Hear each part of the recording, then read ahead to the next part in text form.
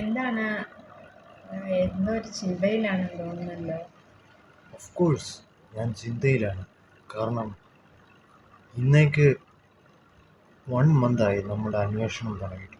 ഇതുവരെ നമുക്കൊരു lead submit ചെയ്യാൻ സാധിച്ചിട്ടില്ല.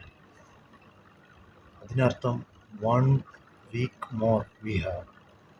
അതാണ് ഡെഡ് ലൈൻ. അതിനുശേഷം നമുക്കൊരു ലീഡ് സമർപ്പിക്കാൻ കഴിയില്ലെങ്കിൽ ഈ അന്വേഷണം നമ്മുടെ കൈവിട്ടു പോകാൻ സാധ്യതയുണ്ട്. മിസ്സസ് രാജാത്തി, അങ്ങനെയൊന്നും വിഷമിക്കേണ്ട കാര്യമില്ല ത്രിവിക്രമ.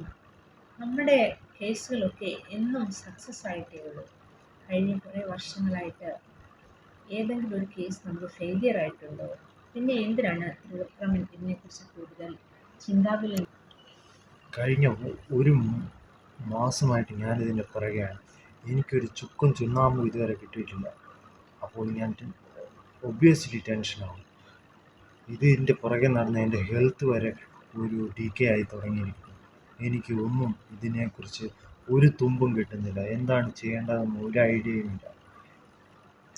നോക്കൂ, ഈ പ്രപഞ്ചത്തിൽ നമ്മൾ എന്തോ ഒരു ശക്തി, അത് എത്ര വലിയ കുഴഞ്ഞു മറിഞ്ഞ കേസുകളാണെങ്കിൽ തെളിയിക്കപ്പെടുന്നുണ്ട്. ഇപ്പോൾ തന്നെ ഇതിൻ്റെ ഏകദേശം എല്ലാം അതിൻ്റേതായ നിലയിൽ നമുക്ക് വ്യക്തമായ തെളിവുകൾ കിട്ടിക്കഴിഞ്ഞു. അതിനെക്കുറിച്ച് യാതൊരു ആശങ്കപ്പെടേണ്ട ഒരു കാര്യങ്ങളും വ്യാകുലപ്പെടേണ്ട ഒരു കാര്യങ്ങളും ഇല്ല ത്രിവിക്രമ. അതെ, you are right. Human error അത് എപ്പോഴും സംഭവിക്കും. ഒരു മനുഷ്യൻ ഒരു റോങ് ആയിട്ടൊരു കാര്യം ചെയ്യുമ്പോൾ അവിടെ ഒരു ഹ്യൂമൻ എറർ സംഭവിക്കാൻ സാധ്യതയുണ്ട്.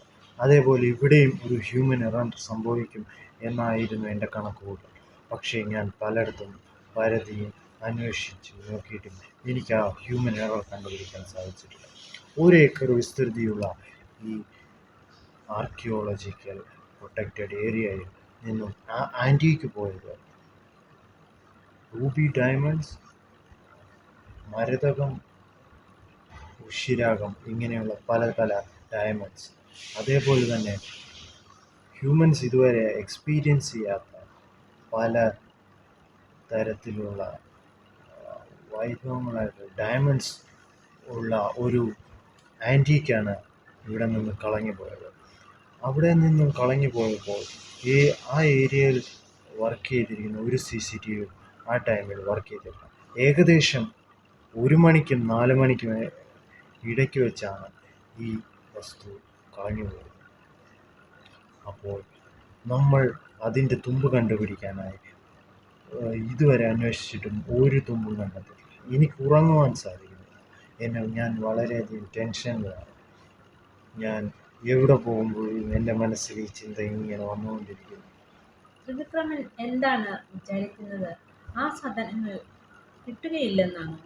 അതോ നമ്മൾ അത് തെളിയിക്കയില്ലെന്നാണോ ത്രിവിക്രമൻ വിചാരിക്കുന്നത്?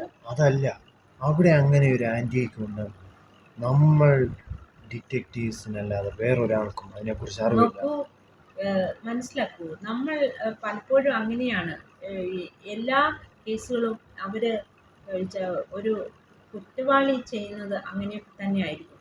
പക്ഷെങ്കിൽ അത് തെളിയിക്കപ്പെടുന്ന ആൾ അതിലും വിദഗ്ധമായിട്ടാണ് അതിനെ കൈകാര്യം ചെയ്യുന്നത്.